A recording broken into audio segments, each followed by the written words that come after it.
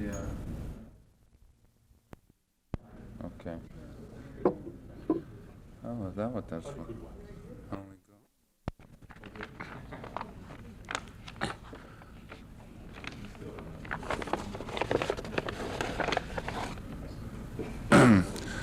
Good evening. I'd like to welcome you to this evening's lecture, which is being co-sponsored by the Iowa State University Committee on Lectures, the Departments of Philosophy and Sociology, the Graduate Office, and the Iowa Philosophical Society.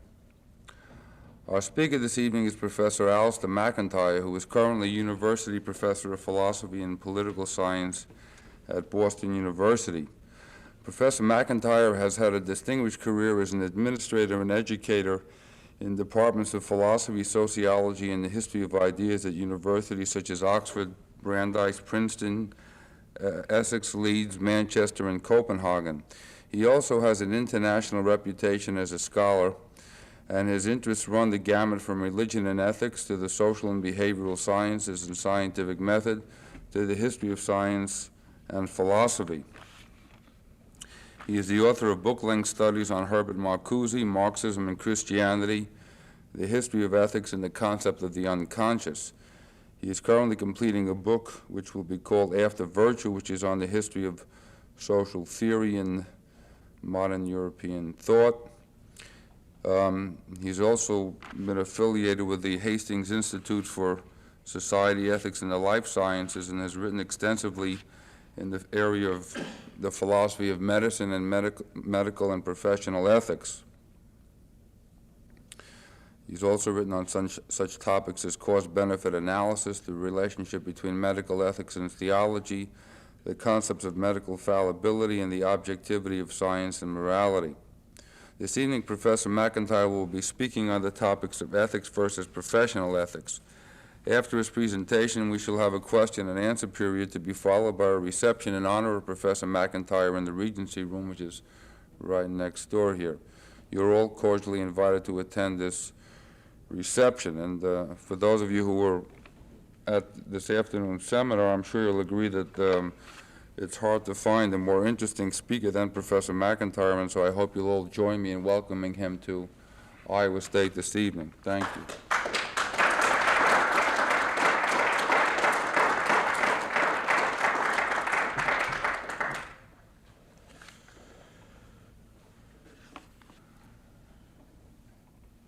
One of the central features of history in advanced countries in the 19th and 20th centuries has been the creation of specialized areas of social life, areas in which human goods have been allocated to various professions. These areas have been ones in which we are often exceptionally vulnerable: medicine, the law, national defense. And it's been characteristic of modern societies that we have felt able to hand over our welfare to groups to whom we've given considerable autonomy. The whole society has trusted them because they were able to claim plausibly they not only had a monopoly of certain specialized skills, but they also had a code, a morality, which enabled them to discharge a certain responsibility for the whole society.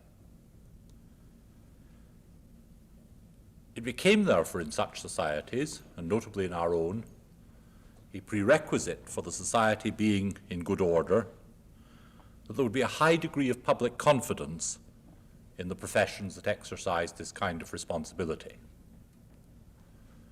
And when there is a crisis in confidence in the professions, it is a crisis for the whole society and not just for that profession. It's a crisis because when people no longer trust their physicians, or no longer trust their lawyers, or no longer trust their military, you not only get conflict within the society, but you immediately introduce, one way or another, the prospect of government intervention to make good the breach in the public trust. And it so happens that modern government is very bad at, in fact, making good breaches in the public trust. That when in law or medicine, or in a correlative way among the military, government has to intervene to do what moral trust should, it generally does the wrong thing. This is not a fault of government. Government's talent is for doing the wrong thing. But at once the question becomes therefore publicly important,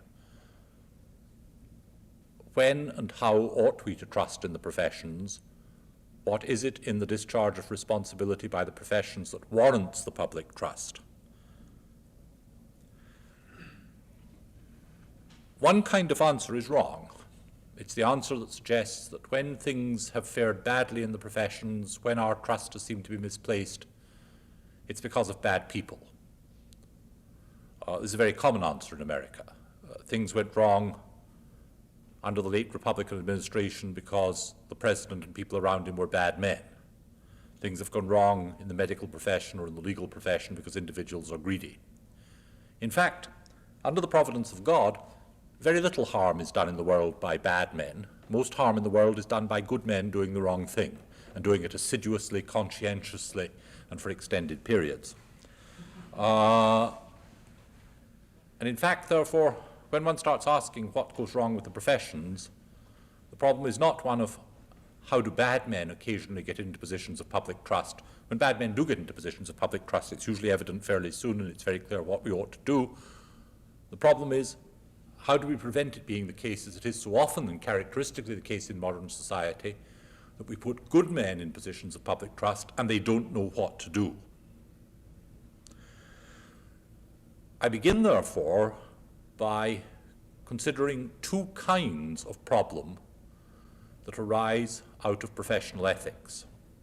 There's first of all the kind of problem that arises when the internal norms of a profession are in conflict with each other, and when good men don't know what to do because they have one rule which says do so and so, and another rule which says do such and such, and what each of the rules prescribes is incompatible with what the other prescribes.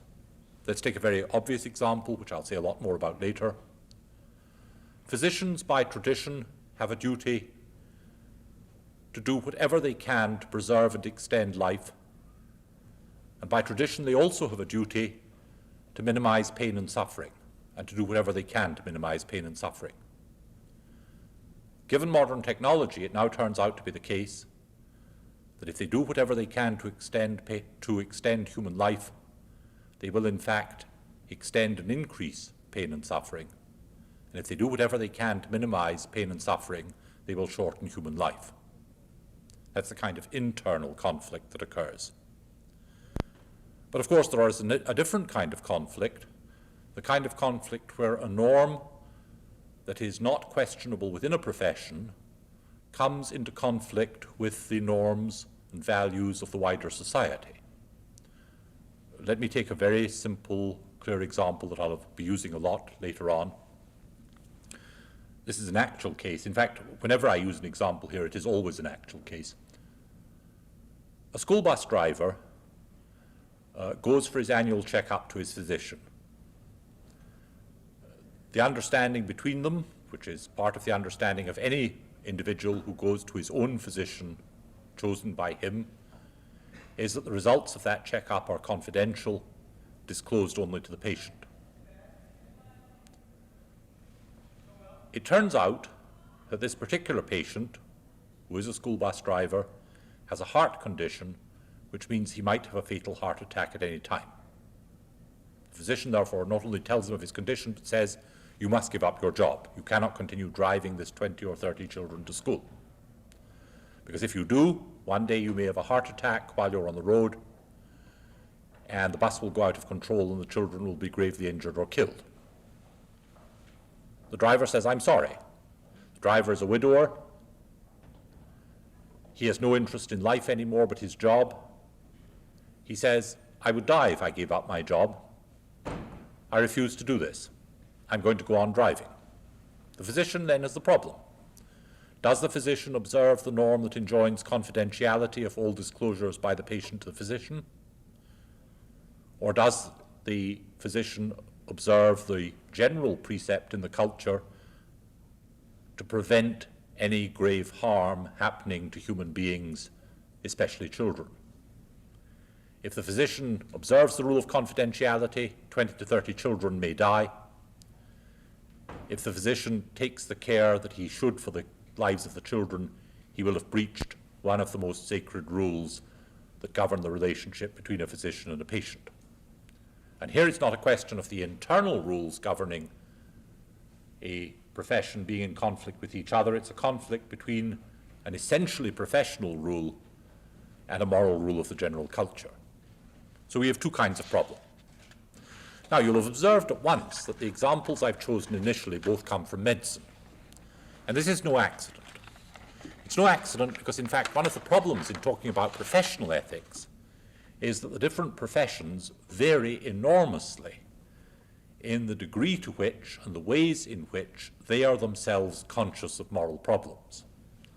And if we're to place the professions on a spectrum, it will turn out to be the case that in American medicine today, we have a quite astonishing degree of self-consciousness about the moral problems. I don't think any physician would quarrel with the way in which I've set out the problems. And it is now the case, as you almost certainly know, that medical ethics is taught in a large variety of medical schools, that moral philosophers are even hired by hospitals, that in fact there is an initiative by the medical profession in defining a whole set of ethical problems. That's not true to the same degree and in the same way in any other profession. And therefore, there's a certain difficulty in talking about professional ethics when you go outside the sphere of medicine, because the way in which an outsider like myself, a moral philosopher, defines the problems is likely to be in agreement with the way in which physicians themselves define the problems and at odds with the way in which members of any other profession define the problems. I therefore say, deliberately, assertively, in a non-argued way for the moment, that in any other profession the same kind of problems arise. Let's take the example of law.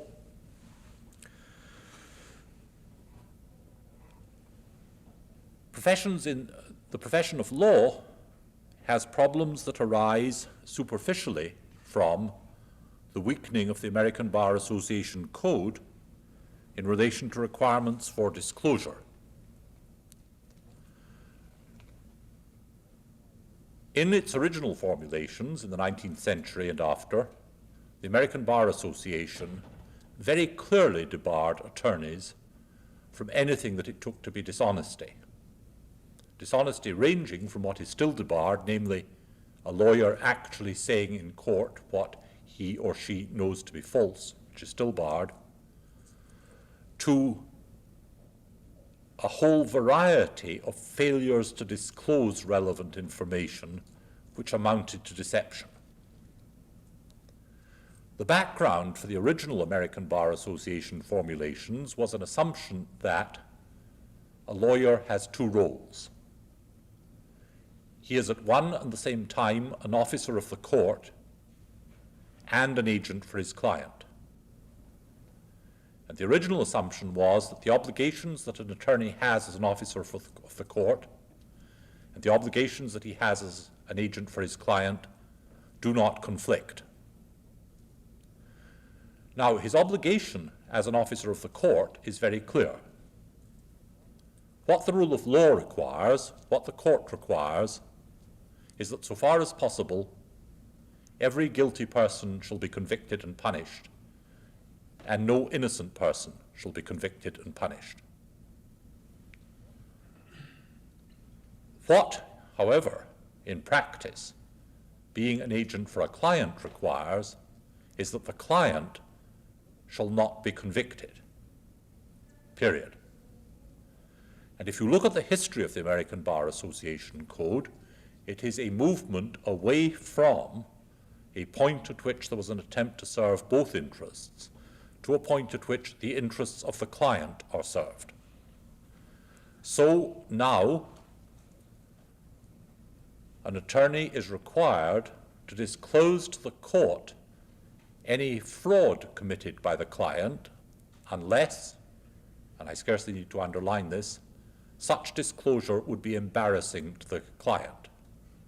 Jeffrey Hazard, who is a professor of law at Yale, has recorded how he has tried to imagine a situation in which disclosing a fraud by one's client would not be embarrassing to that client in court, and his failure to do so. And I don't think that this was a failure of Professor Hazard's own private imaginative powers. That's to say, we have precisely within the law, though not acknowledged by the American Bar Association Code, the same kinds of conflict.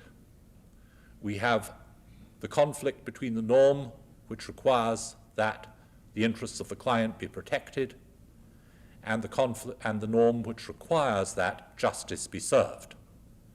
Now, you would not be able to find, I think, committees of the American Bar Association who would admit to the depth of conflict in the way that committees of the American Medical Association would admit to it. It's very important to say this. The American Medical Association generally gets very bad press, and I myself am not a great admirer of many of its stands. Nonetheless, on ethical questions, it is extremely important that one of the problems we have initially is that a profession like medicine does on the whole these days recognize with great clarity the kinds of conflicts involved in ethical problems, whereas a profession like law, which has, I believe, problems of precisely the same structure, does not. I am going, therefore, to take the bold, and to the extent that I've talked about it, unargued step of suggesting that the structure of problems found in medicine is the structure of problems found in all professional ethics in the modern world, and I'd be very happy to have this questioned in discussion and to try and defend the assumption, but this is the way in which I'm going to go about things. Now, I therefore ask, as a clue to the problems of the professions in general, what is the character of the problems in the profession of medicine, and how did they arise? And the first thing I want to note is that the form of the problems is dilemmatic.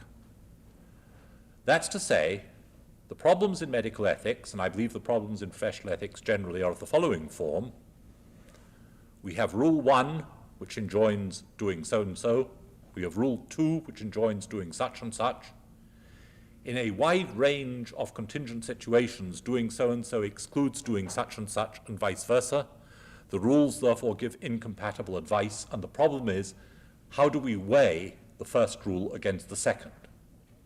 And it turns out, I'm going to argue, that the considerations which lead us to value the first rule are incommensurable with the considerations which lead us to value the second rule. We have no way of weighing the one against the other, and we therefore have a dilemma. And therefore the problem is, how do we deal with dilemmatic situations? Let me give you one example. Let me return to the school bus driver case. On the one hand, there is the rule of confidentiality. Now, why do we value the rule of confidentiality? We value the rule of confidentiality for at least two reasons. The first is the rule of confidentiality derives from a promise that the physician makes to the patient. It is a special case of promise-making and promise-keeping. The physician says, come to me, tell me whatever you know in the way of symptoms, no matter how ashamed you may be, how upset you may be, how embarrassed you may be, they will not go beyond this room. And since medical symptoms are often of a kind to make us ashamed or embarrassed, even unreasonably so, this is very important. Therefore, when a physician proposes to break the rule of confidentiality, he proposes to break the more general rule about keeping promises. But there's a second consideration that enforces the rule of confidentiality on physicians. Quite apart from any intrinsic merit in the rule of promise-keeping, if it were known that a physician might on occasion break the rule of confidentiality, people would become much less likely to trust their physicians. And if people become less likely to trust their physicians, they will not report to them symptoms of diseases which are highly contagious and infectious. And if they do not report these symptoms, it will not be known to the community at large that such and such a disease of an infectious or contagious kind is abroad, and the spread of the infection or contagion cannot be contained. And therefore it is extremely important in relation to the specific purposes of containing disease, as well as to the general problems of promise-keeping, that in fact the rule of confidentiality shall be maintained. Now, return to the case of the school bus driver with a heart condition, and I remind you this is a real case. If, in fact, this physician does not break the rule of confidentiality, the lives of these children are endangered. And we have the strongest of reasons for believing that we ought to do whatever will maintain human life, particularly innocent human life, particularly the innocent human life of the young, partly because the young are on the whole likely to be more innocent than we are. They have had less chance, bless them.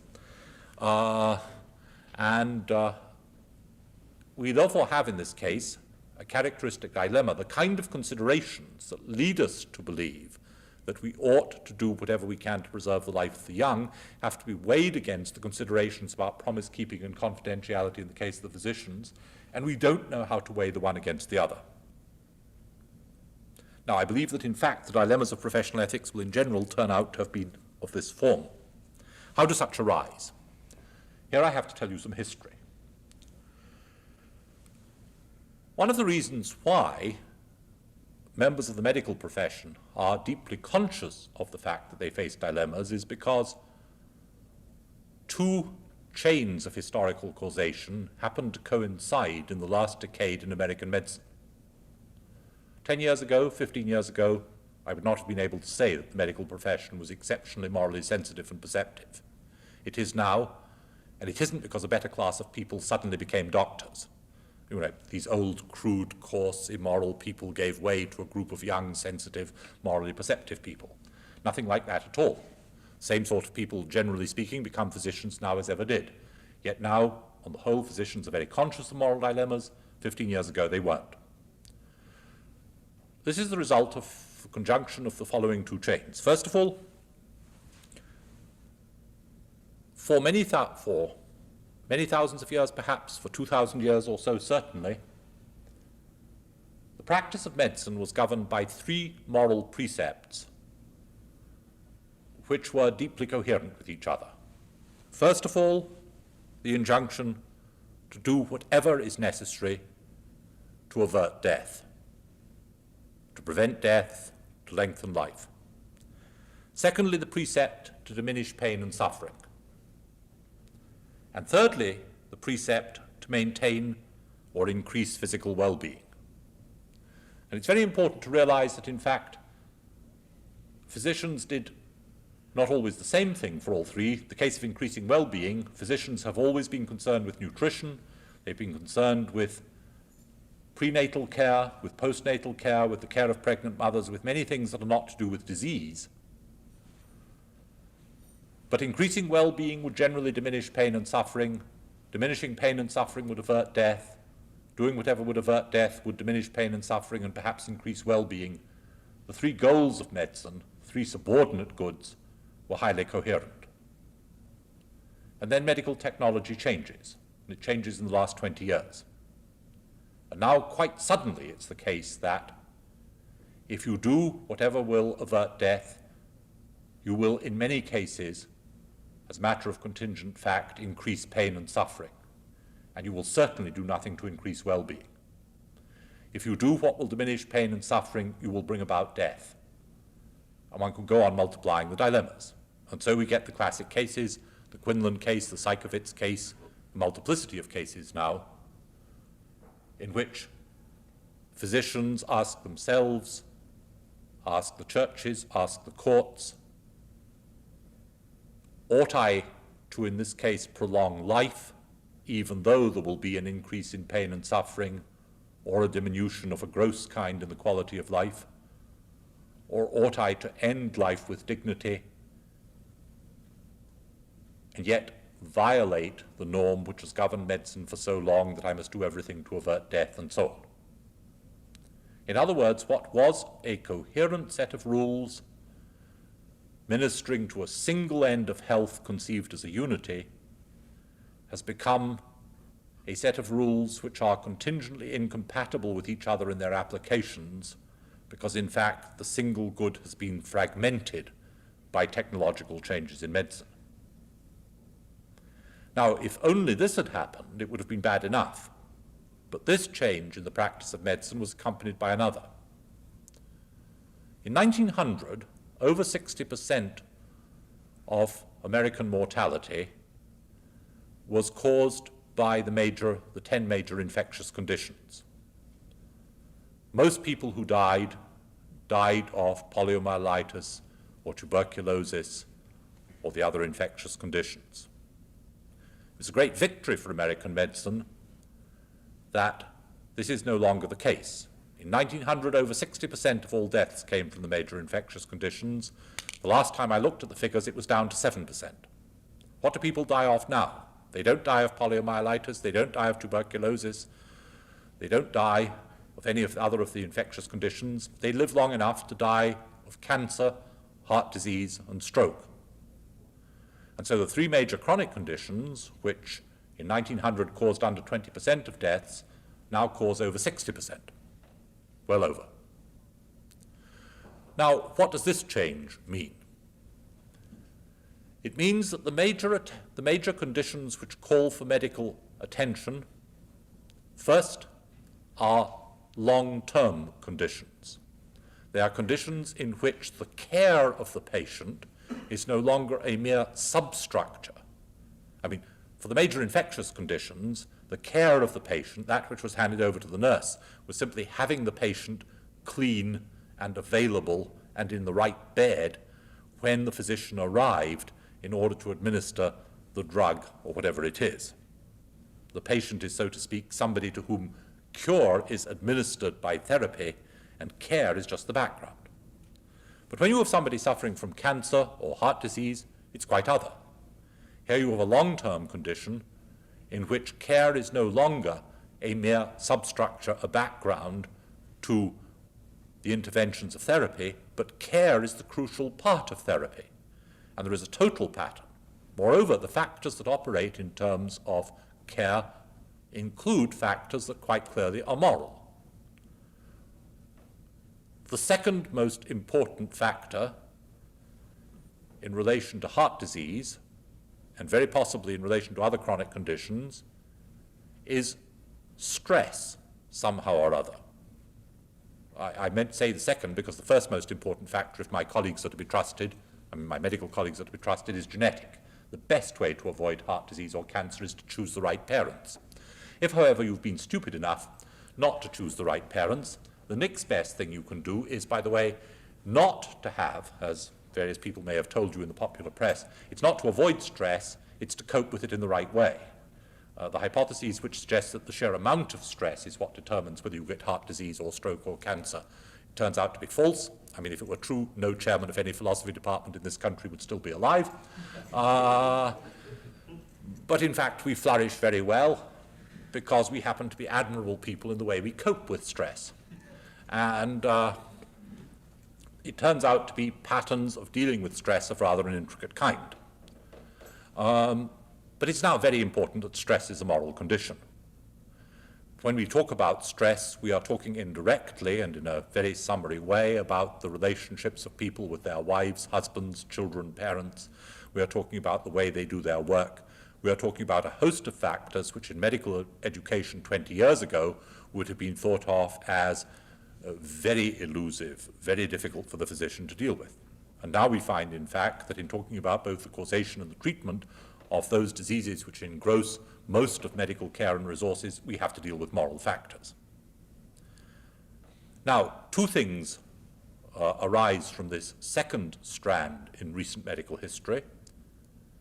The first is, of course, that moral factors have to be taken into account, what I've just been saying. The second is, of course, since care and cure no longer stand in the same relationship, the traditional hierarchy of the physician and the nurse is put in question. Traditionally, care was unimportant, or relatively unimportant, so you gave that to nurses. Cure was very important, so you reserved that for physicians. Now it turns out that care is very important, what you do. Nurses say, we are more important than we were. We deal with care. Physicians say, you had better hand it over to us. It's too important for you. I parody a professional conflict, but it's a real professional conflict I'm parodying. The unreality is in the parody, if you like, but it's not in the conflict that underlies the parody. So that simultaneously, the question of how the different norms are to be reconciled arises, and the question of who is to have the say in reconciling the norms arises. Let me give you a second example, very common example. It was in the past, these days physicians tend to be very sensitive to these questions, it was in the past quite common for a physician to feel free to give very explicit instructions to nurses on whether they were or were not to answer certain questions of the patient truthfully. You have a patient whom the physician judges would be greatly distressed to their medical detriment if they were told the truth about their condition. So the physician instructs the nurse, you are not to tell the patient about the condition. The physician sees the patient once a week, twice a week, for, even if they see them more often than that, perhaps no more than 5 minutes a time. The nurse spends hours around the patient every day. The nurse develops a relationship with the patient that constitutes something that has a real core of friendship. The physician could not develop that relationship. The patient, in great anxiety, says to the nurse, "Nurse, I really need to know whether it's true that this treatment is bettering my condition. Am I going to get better?" What is the nurse to do? The nurse has a dilemma that approximates to the physician's. If the nurse tells the truth, she violates the norm that enjoins that nurses obey physicians. Now that's a very important norm, it's not an arbitrary one. The particular hierarchy may have something arbitrary about it, but it's not arbitrary, there should be a hierarchy. When physicians instruct nurses that they are to give such and such a quantity of such and such a drug and to schedule it in such a way, it is crucial the physician knows that the instructions are obeyed. Otherwise, there is no such thing as medical treatment. It's crucial that when the physician comes to examine the patient, the physician knows that the instructions have been obeyed by the nurse. Otherwise, they cannot assess the condition of the patient in relation to the treatment. If, in fact, nurses feel free to say, "Oh, I'm terribly sorry," they say afterwards, "you were very surprised, were you? Well, I just doubled the amount you gave, and I gave it at different intervals from what you said," then medical treatment disappears. So, on the one hand, the norm which says nurses ought to obey physicians is very important. But the norm in human beings generally that says you tell the truth to your friends is exceptionally important too. And now here is a nurse who has become in a substantial sense the friend of a patient. I don't mean sentimentally the friend. I don't mean they like the patient. They may hate the patient. I mean, generally my experience of patients, I mean from being a patient, is that nurses probably ought to hate one. I'm not talking about sentimental liking. I mean a real bond of a reciprocal sort has been set up between patient and nurse. And now the nurse has the problem. The patient says that the patient needs the truth. The nurse is a friend, but the nurse is a nurse. The norm of nursing says obey the physician. The norm of friendship says tell the patient. So these conflicts are generated from within medicine by the changes. Now, can we draw a general moral as to how these dilemmatic problems arise? We can, and this is the central thesis I'm going to try and present this evening. I want to argue that when dilemmatic problems arise in professional ethics, it is because what was once a unified norm or telos, a good which governed a whole area of human activity, has been lost. When the good disappears, when it becomes heterogeneous, when the different goods become incompatible with each other, we are left with a set of rules that we do not know how to reconcile with each other. Lose the good, lose the telos, and you lose the notion of any coherent justification for the rules, and you are left with dilemmas. Now, I think it's very clear that I want to argue that this has happened in medicine in terms of a particular history. The claim that I have to make, and that I'm not going to in fact provide you with adequate evidence for, is that whenever we get a crisis in professional ethics in any other area, it is because of a similar development. And I simply refer you back briefly to what I said earlier about law. Originally, I believe the profession of law was governed by the notion of the rule of law as a good. And the rule of law as a good was conceived as being the rule of the courts in areas in which conflict could not be reconciled, could not be healed by any other means. And the courts therefore apportioned both criminal justice and distributive justice in terms of a shared notion of what the good consisted in. And the lawyer was primarily the servant of the court, since the court was the institution that reconciled a variety of claims. Now, gradually, instead of there being a single and homogeneous allegiance to the rule of law, there becomes instead a notion of the courts as an arena in which conflicting claims are reconciled and there is no overriding good to be achieved. On the one hand, there is the need for law and order. On the other hand, there is the need that innocent people be not punished. On the third hand, there is the need that where compromises have to be achieved between consistent claims, they should cause as little damage to the various interests as possible. And instead of the notion of there being a unified good, the rule of law, we have the notion of there being a set of multiple goods, the achievement of one of which may always turn out to be at variance with the achievement of some others. And so the attorney is cast in multiple roles. As servant of the courts, he is to be the servant of all these conflicting goods, but as the attorney of a particular client, he is to be the servant of whatever happened to be the interests of his client at some particular time. And so, in fact, we get a quite different outcome from medicine. In medicine, the outcome turns out to be, I think because of the sudden impact of the crisis and the fact that two chains of historical causation coincided, that the whole profession is broken wide open, that everybody recognizes the problems, that even people who take a dogmatic view as to how the problems are to be solved recognize that these are problems for the whole profession. In law, it happened slowly, and it happened in such a way that at every stage, the code of the American Bar Association was adjusted to meet the reality. So, whereas you get in America, in medicine in America, partisan positions of a sharp kind conflicting, what you get in the American Bar Association code are rules stretched so that they will cover every case.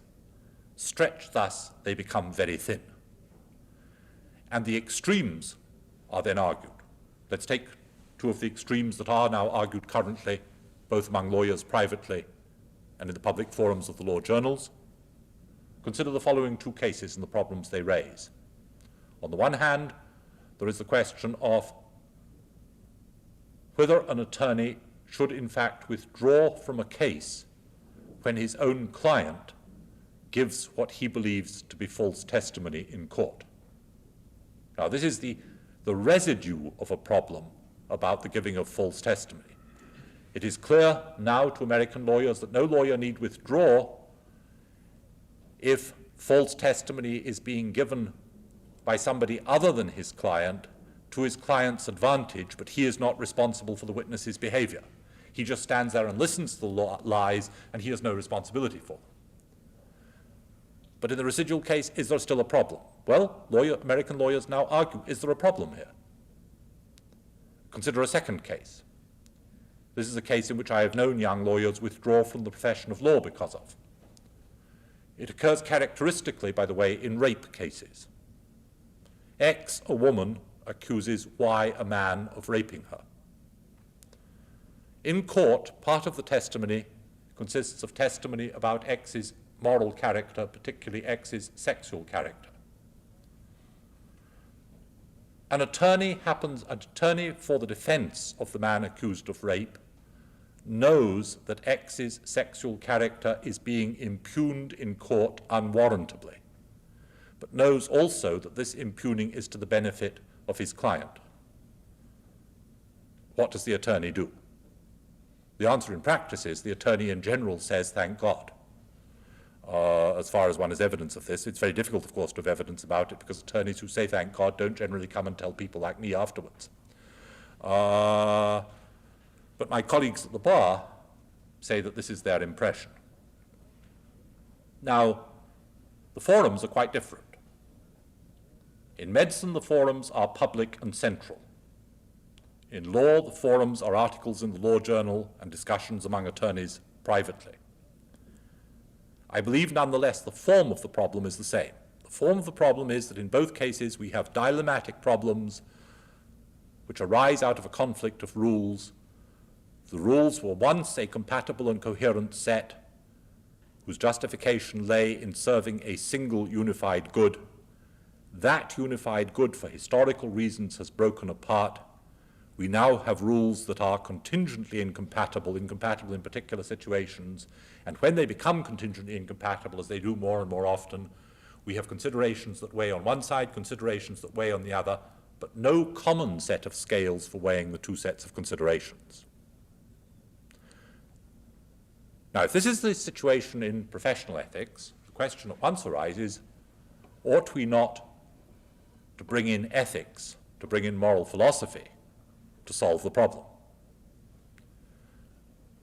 Oughtn't it to be the case that the general philosophical consideration of the character of moral rules and goods should provide us with some guidance? I'm going to say very briefly now that I think it doesn't, and I'm going to back this up by saying why it doesn't. I'm presenting, as it were, the conclusion first as a bare assertion, but I'm going to argue now that there are very good reasons for supposing that at this point moral philosophy will not help us. The basic reason is this. I believe that what has been enacted in the history of the professions, both in medicine and in law and indeed elsewhere, is a reenactment of what happened in the culture at large. And that what happened in the culture at large, to a quite remarkable degree, offered in advance the same scenario. Let me explain what I mean. There are, I think, two crucial stages in the moral predecessors of our own culture.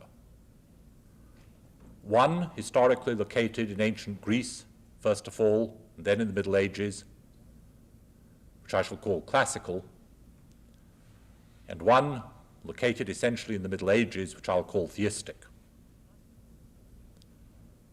The classical view, and when I call it classical, I don't mean to imply by any stretch that the whole of the ancient world embraced this view or the whole of classical Greece embraced this view.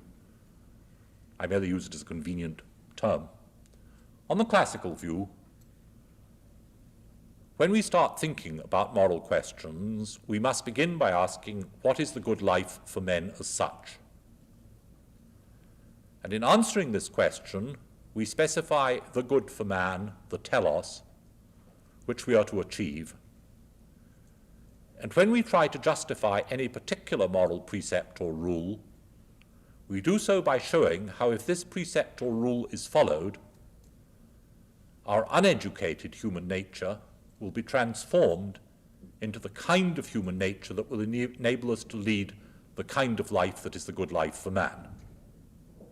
That's to say, moral rules form a bridge between human nature as it is in its untutored natural state and human nature as it would be if men were living that life which would enable them to achieve their true nature. A prerequisite for this, on Aristotle's view, is that men have a true nature, that there is a kind of life which peculiarly fits them, which if they were to live, they would in fact not be frustrated, not be incomplete, but they would in fact realize that which is in them to be. And Aristotle, of course, believes that this is true of every being in the universe. Acorns are trying to be oaks, lambs are trying to be sheep, stones are trying to be stones. Stones are very good at being stones, by the way, compared with everything else. Stones are almost uniformly successful. And men are trying to be good men. And in the case of every species, there is a telos, there is an end, which members of that species try to achieve. Now, within such a scheme, and the notion of the good life of man is a very sophisticated notion in Aristotle, it's a complex notion, of any rule or precept, of anything that says live in this way rather than that, the question simply is, will this or will this not serve the transformation of my nature into that kind of nature in which I should live the good life for man? So we get a tripartite scheme.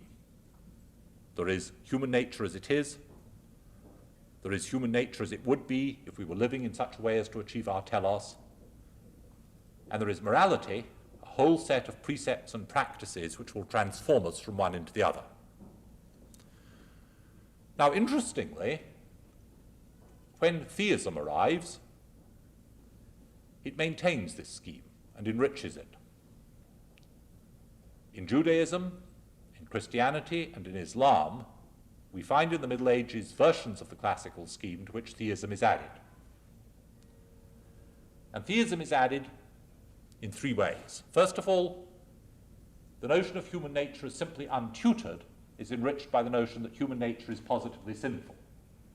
It's not just the case that men are not yet virtuous, but they have a strong inclination not to be virtuous, a short-term inclination.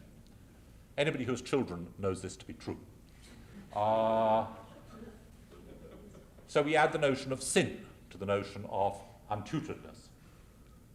Secondly, it's not just the case that we infer from the empirical evidence that our nature will only be complete and not frustrated if we achieve the telos, but we are told, we learn, that God so created us that our essence is such that we shall only be complete if we achieve the telos. It's no accident that this is so.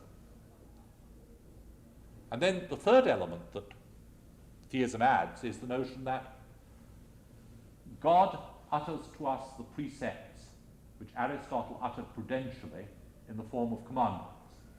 Aristotle said, do this. We say, why? He says, if you don't, you'll be unhappy, you'll be incomplete, you won't achieve the telos. God says exactly the same as that. Well, not quite exactly the same, because he's cleverer than Aristotle.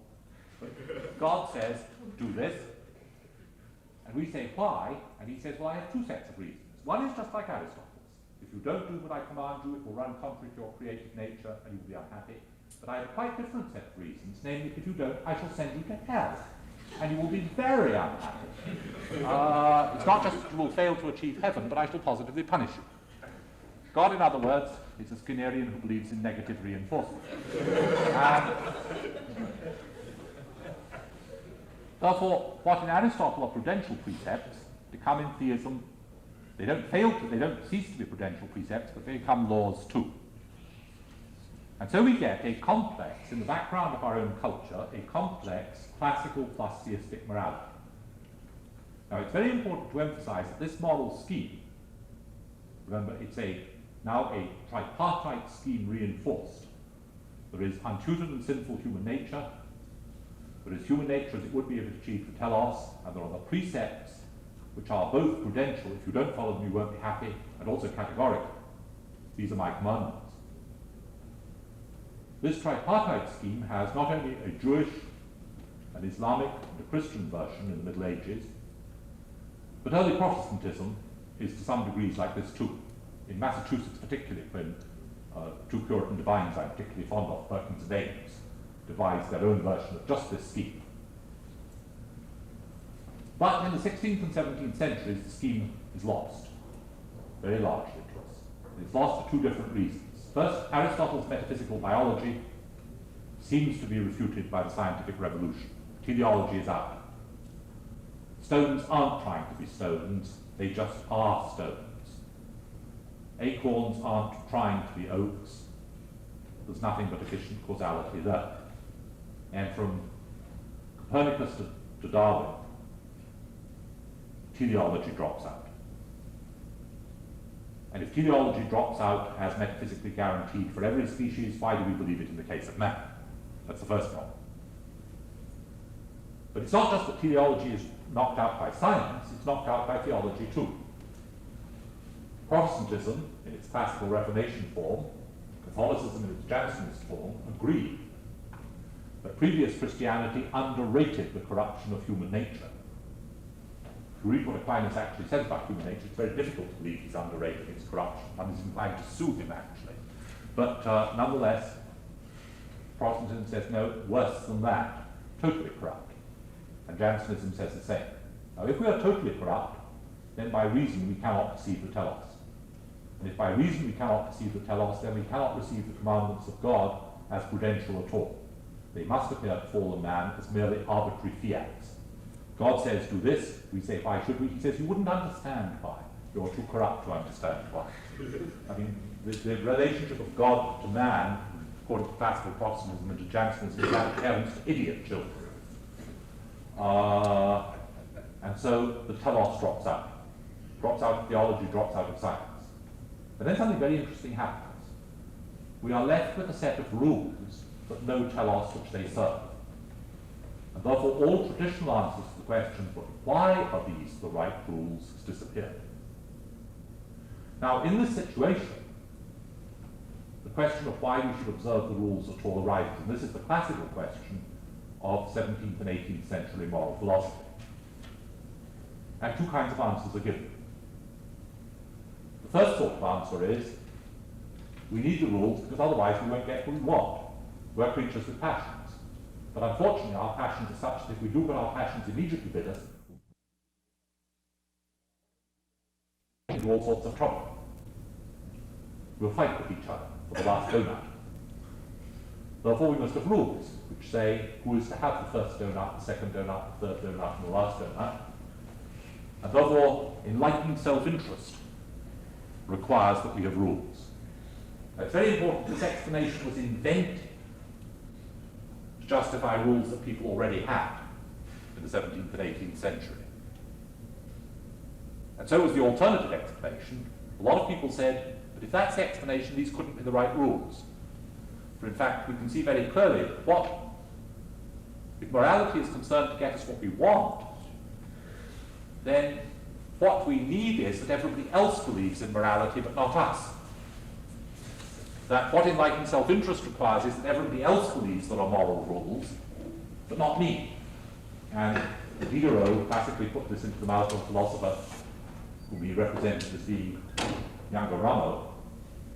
In a dialogue called Rameau's Nephew, he argued, I think, powerfully and cogently, that if the justification of morality is that it helps self-interest, then it's to all of our interest that everybody else believe in morality, but none of us should believe in it ourselves.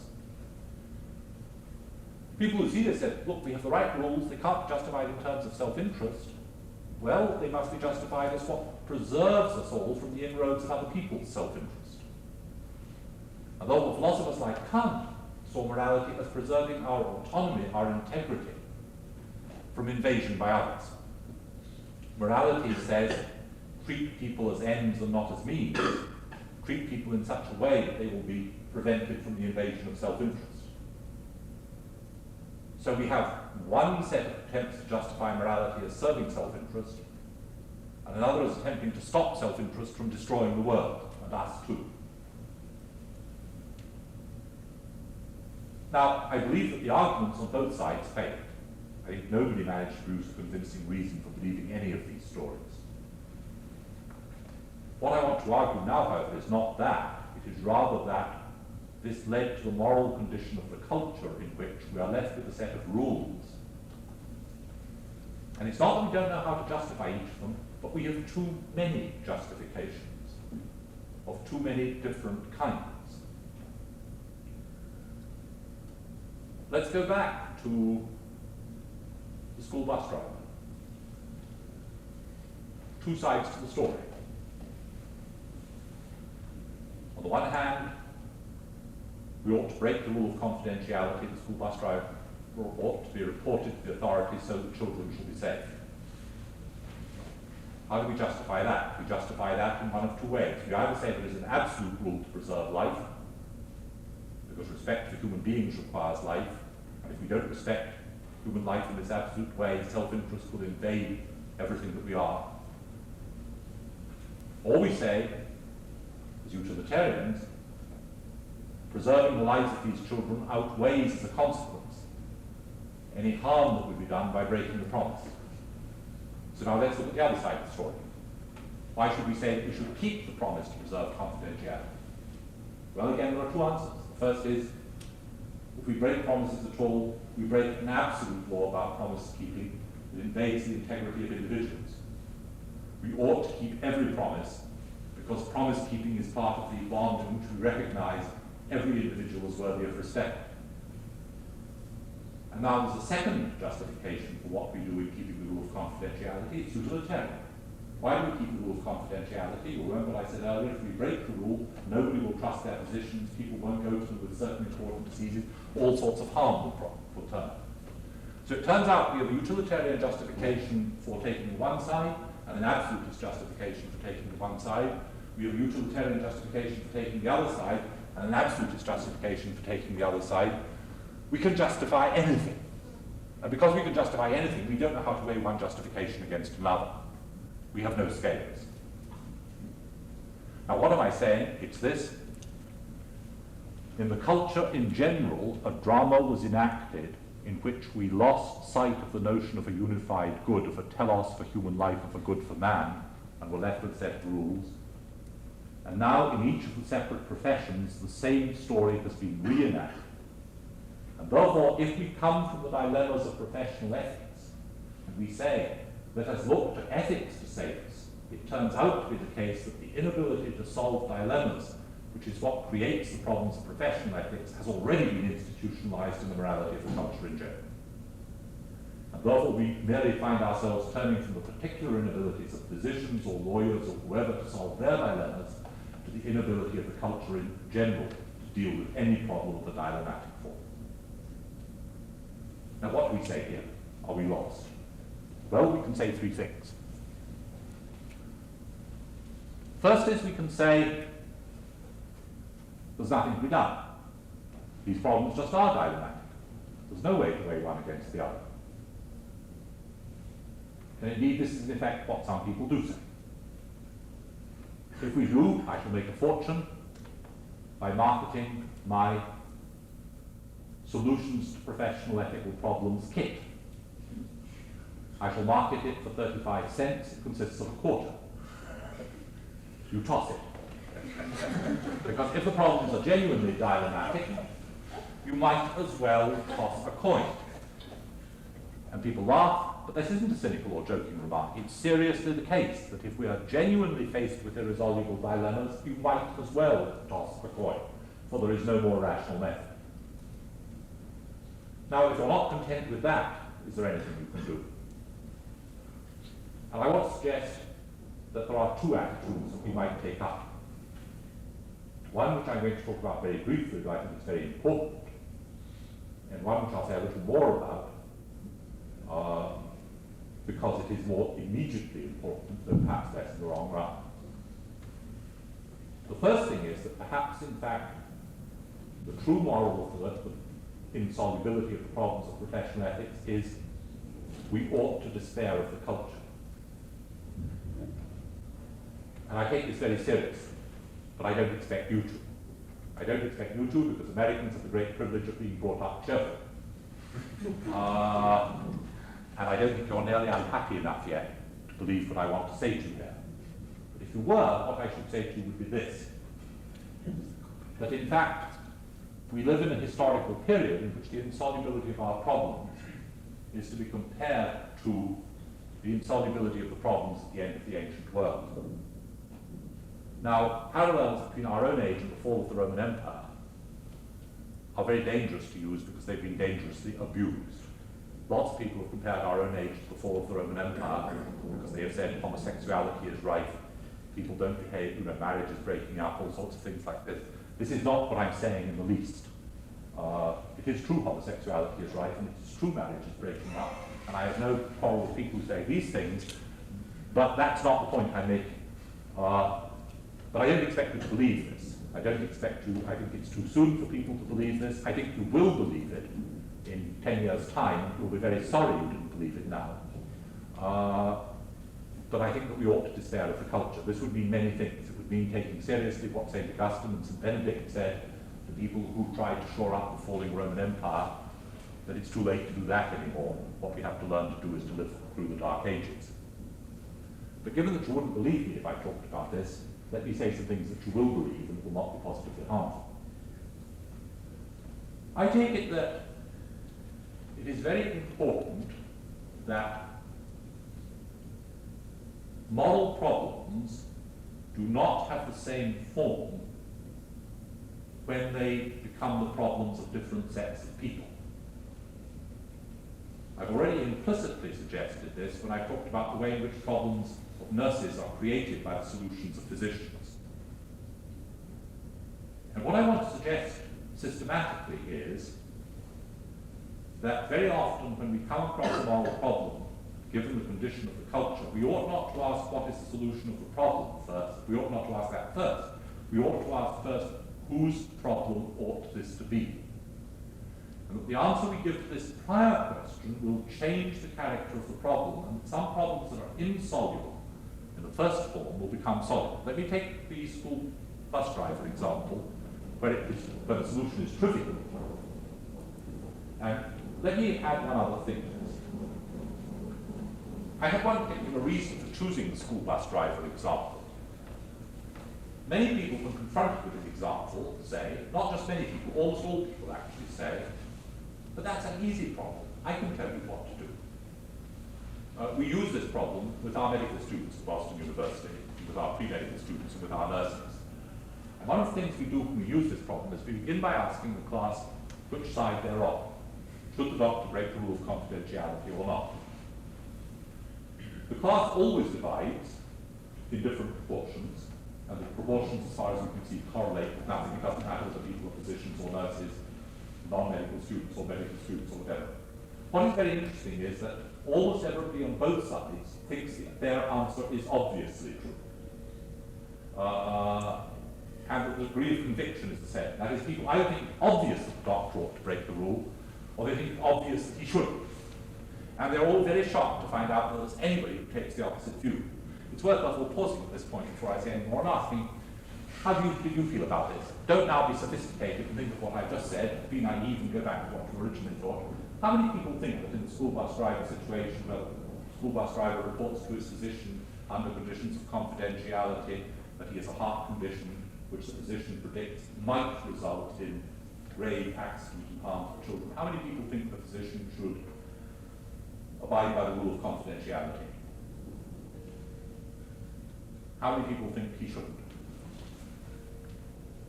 How many people think they don't know? You see, tiny minority. Everybody thinks they know. It's very, very interesting. I mean, it's a condition of the culture that very few people think they don't know. Now, the interesting thing is, what's the solution? And the solution to the problem is very simple. It is that the school board legislate an annual physical examination by its physician for all bus drivers. For when somebody is examined by a school board's physician, many of you must have been examined by an insurance company's physician, the confidentialities of the report to the school board or the insurance company, not to the patient. In fact, there is no report to the patient. Now, this is perfectly legitimate in terms of traditional medical ethics if it is a voluntary condition of employment. You don't have to have this medical examination, you don't have to become a school bus driver. If the school board in question had mandated a medical examination annually for each bus driver, this problem would never arise. Now, this is what I meant by saying that the way in which you institutionalize your moral arrangements in the professions transforms what moral problems you have. In other words, in a situation in which culturally we don't know how to solve our moral problems, it is very important that we can still choose which moral problems to have, and that our institutional or different institutional arrangements will yield a different set of moral problems. Let me take another example in order to show that I'm not relying on the trivial features of a single case. It's very, very important that the good of health is the patient's own good. Insofar as physicians, surgeons, and nurses and orderlies pursue the good of the patient's health, they do this in some sense as agents of the patient. And in a similar way, though attorneys and various agents of attorneys, inquiry agents, witnesses of various kinds pursue the client's good, it is the client's good that is being pursued. But if this is so, there is a strong prima facie reason for saying that the relevant decisions ought to be made by the patient or by the client and not by the physician or the attorney. That's to say, many of the problems that we locate in medical ethics as physicians' problems or in legal ethics as attorneys' problems ought to be thought of as patients' problems or clients' problems. Now, it isn't necessarily the case that relocating them will make them more soluble, but it will in certain cases. Let me take a very simple case. I mean, it's very complicated case, in fact, this problem, but it's very simple when we see the difference that is made by relocating the problem. Consider the case where we are asking whether or not life should be maintained in a patient who is in some extreme condition. Now, the condition can be extreme in various ways. It can be extremes of pain, it can be loss of consciousness, it can be mental degeneration. These are not all the same. Who ought to decide whether the patient is allowed to go on living in this condition or not? The Supreme Court of New Jersey says the physician should decide. It slightly hedges on that decision because it allows, for instance, in the Karen Ann Quinlan case, that the Quinlan parents would have gone shopping around for physicians until they found a physician who happened to hold their view. But still, the physician is to decide. The Supreme Court of Massachusetts, the court in which error has been institutionalized, says this is to be decided by the courts. Something that, if it were taken seriously, would simply make medical practice impossible. It is the circumstances in which most of these decisions actually have to be taken wouldn't allow, particularly the Massachusetts courts. These are courts that sense of reality is deeply atrophied.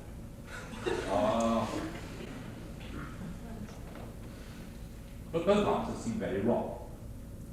Because the first naive answer we want to give is, in a situation in which we don't know how to solve the moral problem, and that's why the cases come to the courts or to the physicians, surely the patient themselves.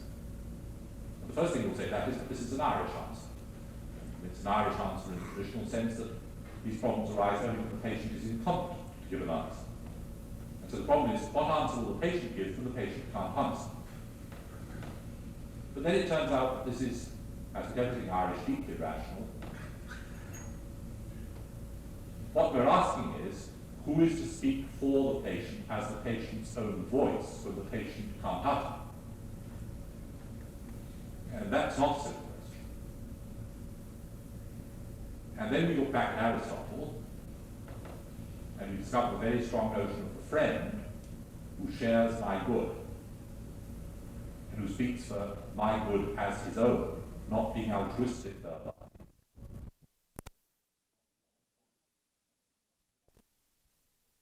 Each other's back. There's a deep understanding of what the other would want in extreme situations. I do not learn what you would want when you are very ill or mentally degenerated or dying by meeting you only at cocktail parties or in the office. I do learn something about this if I have been present at the birth of your children, or at the death of your mother, or on an occasion when I have had to mediate a conflict in your family. So the question becomes, can we find in the modern world a way of institutionalizing the notion of the patient's friend or the lawyer's friend?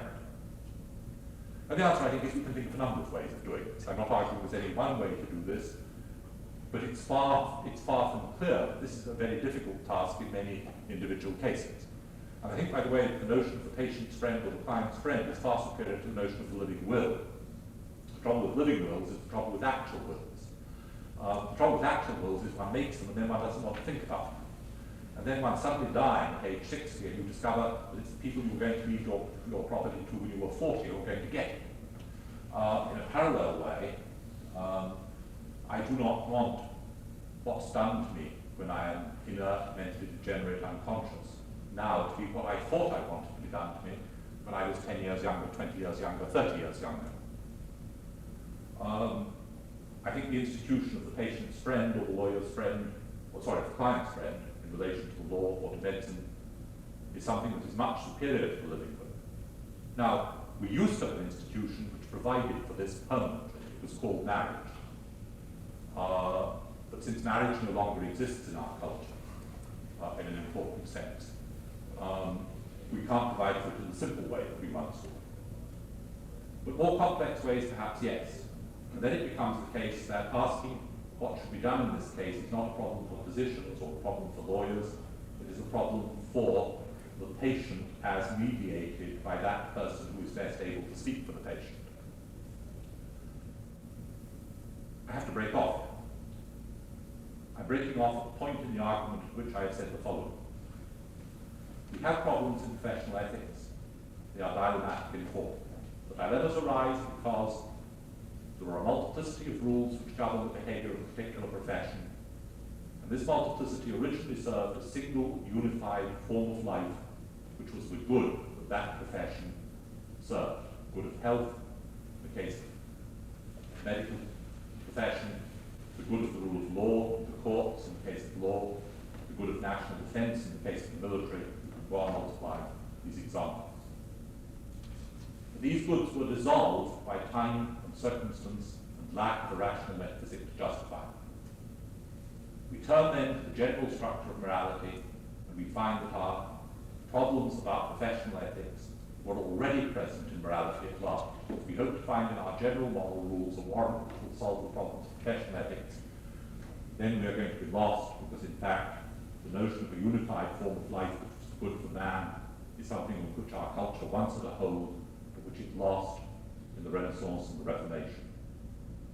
So we are left instead with a culture that we can call, depending on our point of view, pluralist or chaotic, in which there is no unified way of justifying rules in a publicly acceptable way. And at this point, we can face in two directions not incompatible with each other. One is to despair of the culture and to ask what we put in its place. That may be thought either pessimistic or utopian, depending on your point of view. What we can do, whether we accept the culture or reject it, is, however, to ask whether we might institutionalize the problems in a different way. We cannot solve our problems, but we can at least choose to have our problems in a more soluble rather than a less soluble form. And what I try to do at the end of this lecture is to present examples of how this might be done.